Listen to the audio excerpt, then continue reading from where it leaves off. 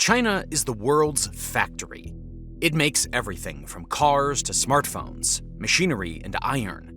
This gives China the largest economy in the world in purchasing power parity terms, worth $40.7 trillion.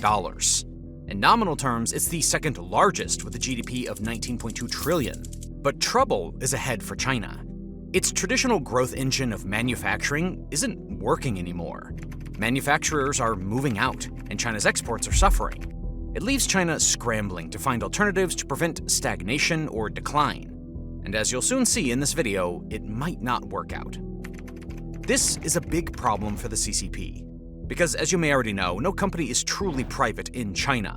The CCP has their hands in every jar. That means when we buy Chinese-made products, we are basically giving money to the CCP that Xi Jinping then uses to bully the world. Now, I know that if you are watching this video, you are not someone who is happy with the CCP getting your hard-earned money, but it's happening, and it's not your fault. You see, on sites like Amazon, it's nearly impossible to find which product is from China, because Amazon doesn't want to disclose that kind of information. Now, I asked Amazon if there's any way they can add this feature, but I didn't get a reply. So, we created a solution to this problem ourselves. We made an extension, ShopSafe, that shows you exactly where any Amazon product is from, so you can now make an informed decision as to what to buy or what not to buy. Unfortunately, for right now, it only works on around 70% of products on the site, but we're working non-stop to make sure it works on everything soon. And on top of this, the extension is completely free, and there's no way for us to make any money from it. We don't want to make money from it. Our goal is just to get big enough that Amazon listens to us and adds this feature to their product pages. My thinking is that Amazon may not listen to me, but maybe they'll listen to all of us? So you can go and download the extension right now by using the link in the description or using this QR code that's on the screen. Use it, leave a review so more people find it, then hopefully Amazon sees this and adds a feature to their site, and we can all just delete the extension. First, let's back up a little bit and try to understand how China got so good at manufacturing. Not only because this story is so incredible, but because it also helps us explain why China today is very different from the China of 50 years ago in terms of manufacturing potential. Back in 1978, Deng Xiaoping rose to power as the paramount leader in China after decades of Mao Zedong. He initiated the reform and opening up policies, which transformed the entire country. At the time, China was a backwards country, with not a lot of industry to speak of and not a lot of prosperity for its people. And really, that's an understatement. Because just 2 decades prior, millions of people starved to death during the Great Chinese Famine, owing to Mao's disastrous policies. Deng Xiaoping had the courage to look beyond old-school communism and Maoism, owing it to the fact that he was purged twice by Mao during the Cultural Revolution. He strongly believed that China should copy some of the West's ideas. This included free markets, international trade, and an entrepreneurial spirit. He couldn't call this capitalism, though, due to China's historical sensitivities. Instead, he called it a socialist market economy, and socialism with Chinese characteristics. To start, Deng Xiaoping pushed for a special economic zone along China's southeastern coast, where foreign businesses could invest and operate on a free market basis. Not long after, these special economic zones gave rise to some of the most successful manufacturing hubs in human history. Now, at the time, China had a pretty close relationship with the US and the West. In 1979, Deng Xiaoping made an unprecedented step to visit the US. And that's why we have a legendary photo of a Chinese communist leader at a Texas rodeo. He was also spending his time on more serious stuff, like touring US factories and meeting with American business leaders. He was doing the same with Japan, with 2 unprecedented visits to Tokyo in 1978 and 1979. He bridged a huge gap created by the Japanese invasion of China in the Second World War. It allowed China to connect with Japanese businessmen, whom were some of the most successful in the world at the time. Also, we should remember that this was happening right in the middle of the Cold War. China did not like the Soviet Union at this time, because of Soviet imperialism, ironic, and the threat on its northern border. The US, Japan, and Europe also didn't like the Soviets. That's why they were happy to support China with investments and trade as an anti-Soviet play. The support from other nations was crucial in making China the manufacturing hub of the world. The fact that China could become very powerful one day and start a new Cold War was not really on anybody's mind as of yet. What was on everyone's mind, however, was the kind of money you could make in China. Suddenly, this massive country opened up to world trade. And at the time, in 1980, China was by far the most populous country in the world, with nearly 1 billion people. The labor costs were barely anything for Western standards, with manufacturers paying a few cents per hour. And everyone knew that once China grew its economy, it would become one of the biggest sales markets in the world. That's why all the big players at the time, including most American businesses, moved in. At first, they did this slowly and cautiously, but after China joined the World Trade Organization in 2001, business went all in on outsourcing to China. And by businesses, I mean pretty much all the businesses that manufacture anything. In electronics and tech, China took over everything from making smartphones, laptops, PCs, televisions, washing machines, batteries, lighting, and so on. It also took over much of the clothing and apparel, shoes, and home textile industries. And even the most basic materials like steel, aluminum, and cement are mostly made in China nowadays. The same goes for chemicals, including plastics and pharmaceuticals. China is also moving into industrial machinery and tools, and they're the world's leading car manufacturer now. The effect was predictable, but also stunning. China's GDP went parabolic, going from $1.4 trillion at the time of joining the WTO to nearly $19 trillion now. On the world stage, China wasn't playing on the sidelines anymore. It became the chief rival to the US and a contender for a global superpower status. Former Secretary of State Antony Blinken called China the biggest geopolitical test of the 21st century. Through the BRI investment project, China started to use its money from exports to gain influence all over the world. China is also using its resources to fund a massive military expansion that's threatening to disrupt the balance of power in Asia. If trends continue, China could very well become the world's most powerful country in just a couple of decades. But that's a big if, because in 2025, it's not all that rosy anymore for China. Manufacturing, which has been the backbone of its rise, is halting. Where China's manufacturing industry as a percent of GDP used to be at 32% in 2011, it's rapidly declining and down to 25% of GDP now. Growth in manufacturing has been stagnating ever since 2021 due to the effects of the pandemic and the trade war. And the downturn is far from over. But recently, growth in factory output has hit an 8-month low. But the worst thing of all is that the Chinese economy is in a very big bubble. The Chinese economy and manufacturing sector is kept alive by an increasing amount of debt. We're talking about trillions of dollars. This debt situation is turning into a major problem. And once it breaks down, we could see a collapse of Chinese manufacturing dominance. We'll cover all of this later, but first of all, we have to start at the very basic economics of the Chinese manufacturing operation, because that's where it starts to go wrong. Chinese manufacturing relies on having the most and the cheapest labor. That was the case in 1979 when the reform started, and it was the case when China joined the WTO in 2001. But it's not the case anymore. Just look at this chart showing the average yearly wages people earn in Chinese manufacturing. In 2013, they earned 46,000 Chinese yuan. A decade later, it more than doubled to 108,000 Chinese yuan. Now, that's still only about $15,000 and way lower than the US, but it's clearly not as cheap as it used to be. And there are other countries out there with wages of only a couple thousand, significantly undercutting China. Meanwhile, China doesn't even have the most people anymore. India has overtaken China as the most populous country in the world. But it's not just that. China's population is rapidly aging, with the median age already nearly 40 years old. This means that a large and growing part of the population is retiring and not able to work in factories anymore. There are already 22.5 retirees for every 100 working age people in China. This is called the old age dependency ratio. By 2050, this could rise to 51 retirees for every 100 working age people, according to the UN. That's really bad for the economy, especially because the population is also declining at an alarming rate. Last year, China lost 1.39 million people due to low birth rates, and this is only accelerating. This is already having effects on manufacturing. 3 years ago, a survey done in China reported that 80% of manufacturers faced labor shortages, ranging from 10 to 30% of the workforce they needed.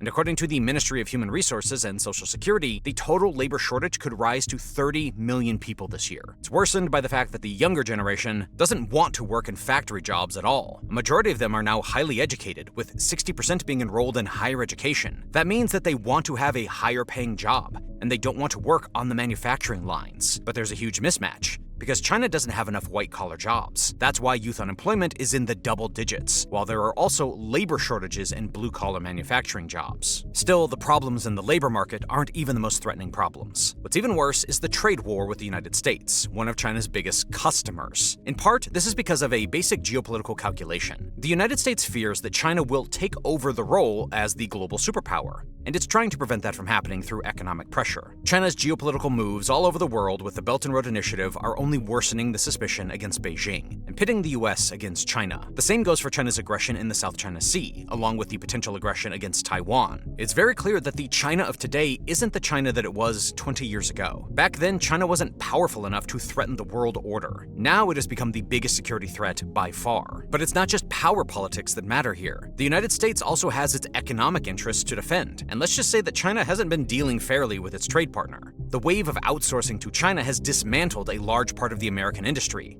causing 3.7 million Americans between 2001 and 2018 to lose their jobs. In the meantime, China has taken over a lot of America's market share in total global manufacturing output. The worst thing about it was that in return for giving away manufacturing, America faced a closed door in China. It's incredibly hard for American businesses to start selling products in China.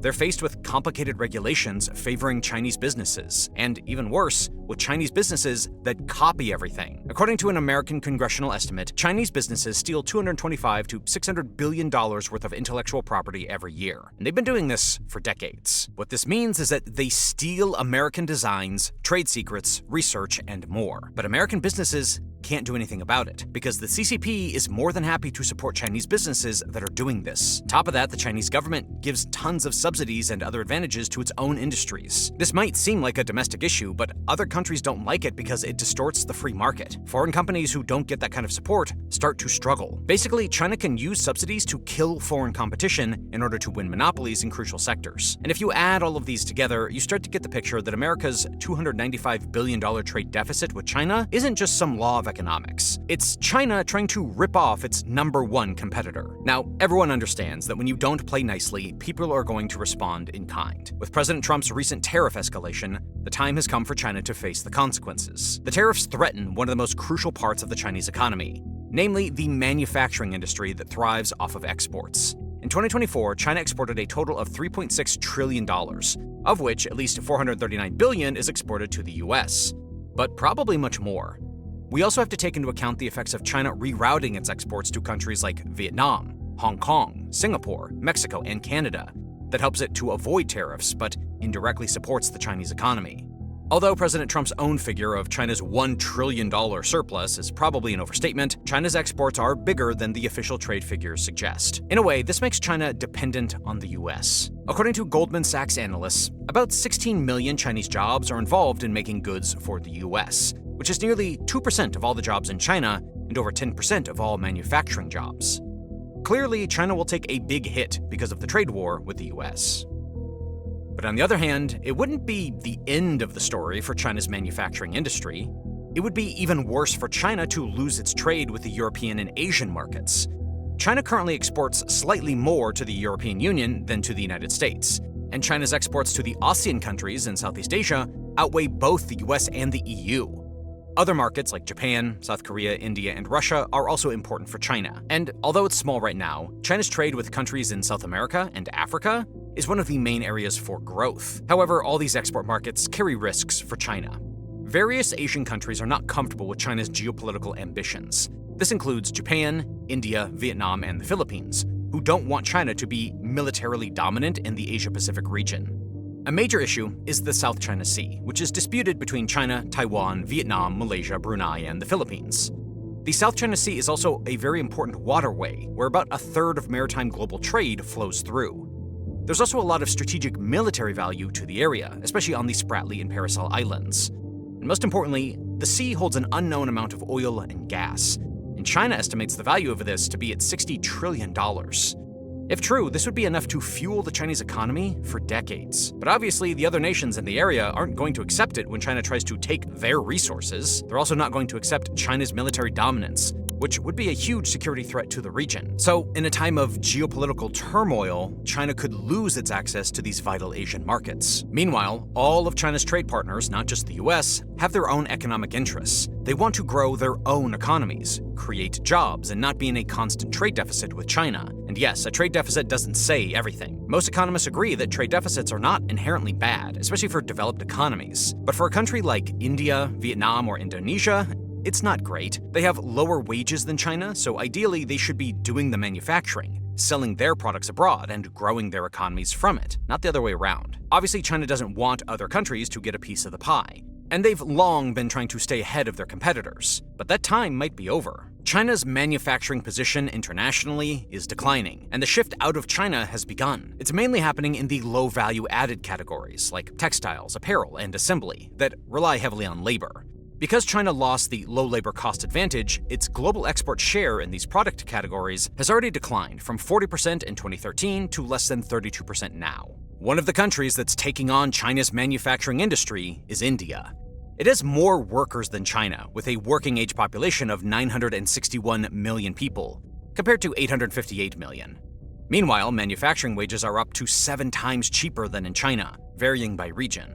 So, for low-cost and labor-intensive manufacturing, India seems to have better fundamentals than China. That's why big brands, including Apple, are rapidly shifting their manufacturing from China to India. This is also a geopolitical play, because companies don't want to be over-reliant on China anymore because of the risks associated with China. If something like an invasion of Taiwan does happen, they don't want to be stuck in China. Now, in the long term, India could copy many of China's industries and race ahead to balance Beijing. It would be terrible for China's power projection, because it places a huge competitor right at its doorstep in the south. It's also not exactly a China-friendly country, because it has a long-standing border dispute with Beijing. And China's alliance with Pakistan, India's biggest enemy, doesn't help either. It won't just be India that takes over Chinese manufacturing.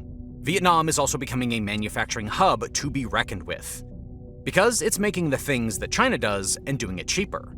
The manufacturing industry has become the pillar for Vietnam's economic miracle, with the Vietnamese economy doubling in 10 years and GDP growing at 7.1% last year. Lots of foreign businesses are outsourcing to Vietnam, including global giants like Samsung, Nvidia, and Google. In a way, Vietnam has been the best example of a country copying the Chinese growth model. It has a similar type of government, with a communist party that abandoned old-school communism and adopted market economics. But, in a way, Vietnam is doing it even better than China. They're not just doing manufacturing for exports, they're also letting domestic consumption play a big role in economic growth, unlike China has done. As we'll cover later, the lack of domestic consumption is becoming a big problem in China. But in Vietnam, they're avoiding this. Meanwhile, other countries in Asia, including Bangladesh, Thailand, Indonesia, and the Philippines, all have the potential to turn into competitors for China. They all have the advantage of lower wages and a more neutral geopolitical position. While they don't compare in population size to India and China, they have more than enough people to take over certain niche sectors. Bangladesh is already very competitive with ready-made garments. Thailand is performing well in automotives and electronics. Indonesia is producing a lot of raw materials. And the Philippines is exporting a lot of semiconductors and integrated circuits. Now, they still import a lot of things from China because China is so big that it can create an economy of scale in all of these industries, but if they work smart and work together, they can catch up. Interestingly enough, Mexico is also in competition with China. It's not only that wages in Mexico are cheaper, but the country also has easy access to the American market through the USMCA, or the United States, Mexico, and Canada Agreement. And because of the trade war tensions between the US and China, many manufacturers prefer to move production closer to home in a trend called Nearshoring.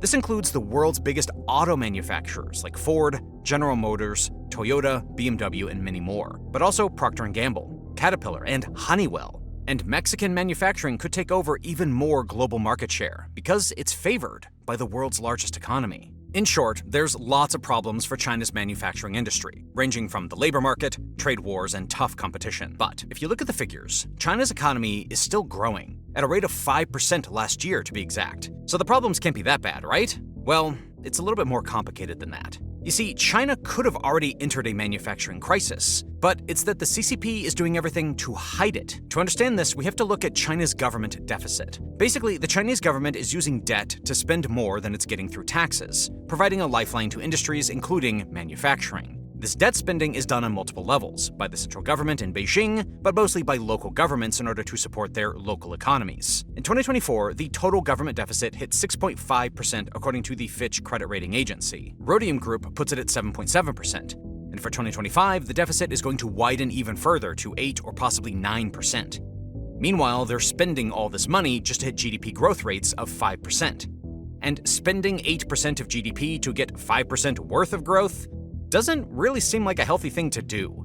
It seems like a strategy to trade short-term economic growth for a long-term debt crisis. This is bound to happen in an economic system like China. Local government officials get promoted or demoted based on whether they hit GDP targets or not.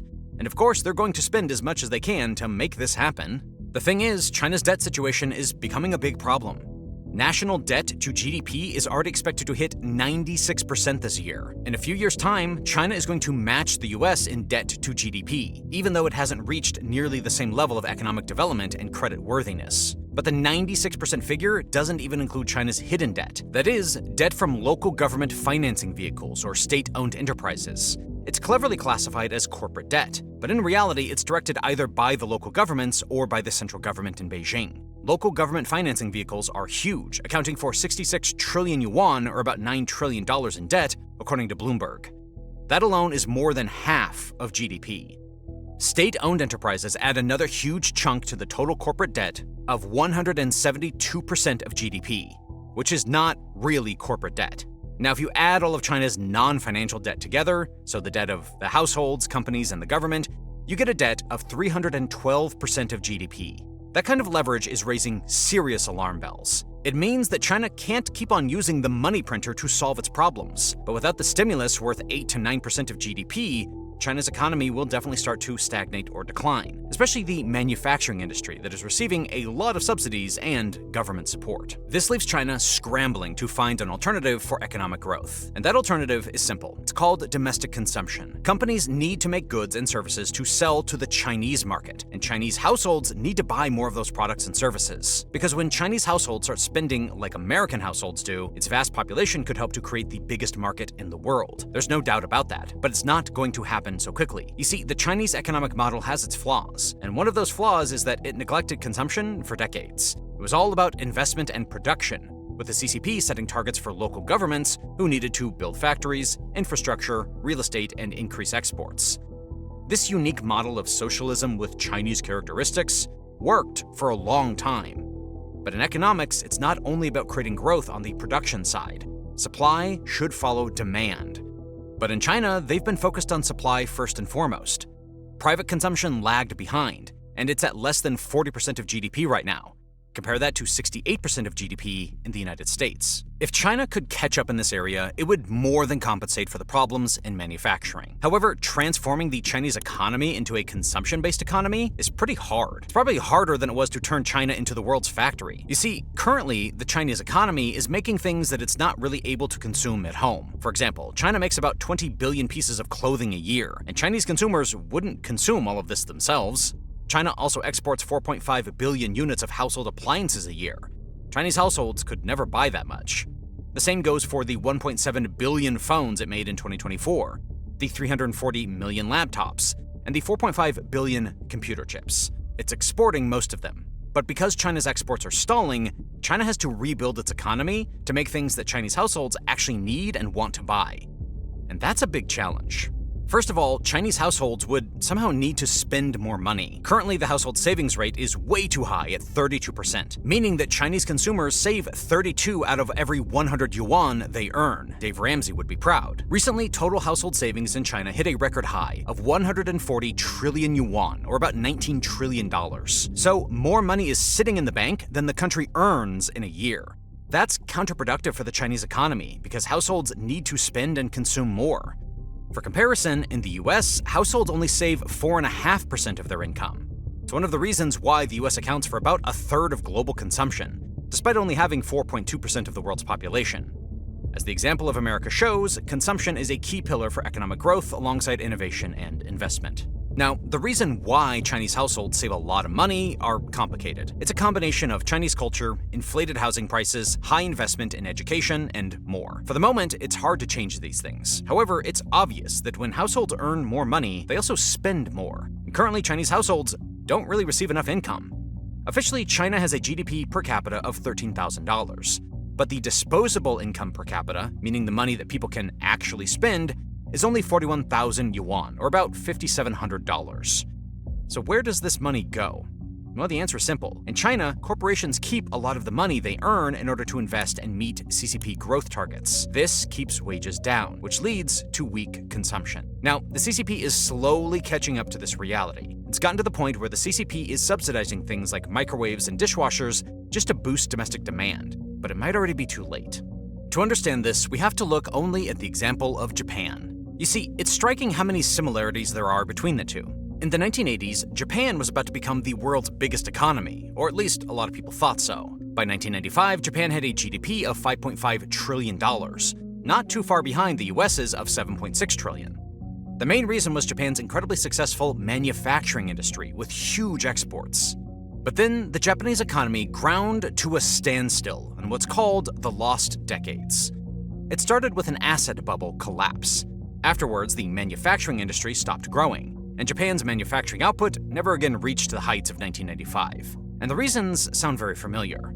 Japan's population declined, leading to rising labor costs and a growing labor shortage. Japan's competitors, mainly China, started to take over market share. And the US, Japan's biggest export market at the time, started to get frustrated with Japan's unfair trade practices. Americans didn't want Japan to race ahead economically, leading to a lot of anti-Japanese sentiment. Out of patriotism, American consumers bought less Japanese cars and electronics. Decades later, it's clear which country won. The US now has a GDP that's 7 times greater than that of Japan. Of course, history never repeats itself, but there are many things in common between Japan in the 1990s and China today. And if China gets its own variant of the lost decades, it would be terrible for the CCP. First of all, the legitimacy of the CCP is based on a simple social contract. Chinese citizens give up their political freedoms so that the government can provide them with prosperity. Basically, their leader can be a dictator as long as he's a good dictator, which is called government paternalism. But once the economy stops growing and people stop getting richer every generation, it puts pressure on the social contract. The worse the economic situation, the more opposition to the CCP.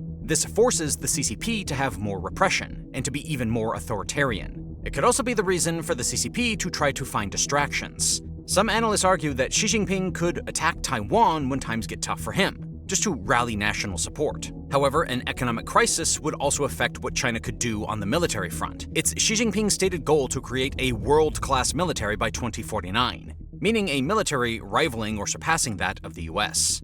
To achieve this, China relies on its economic power to spend hundreds of billions of dollars on its military development. But when the Chinese economy stalls, it would be tough to catch up to America's military might. And this makes it very hard for the CCP to achieve its political goals of dominance in the Asia-Pacific and beyond. And having less money for military expansion is not the only reason for this.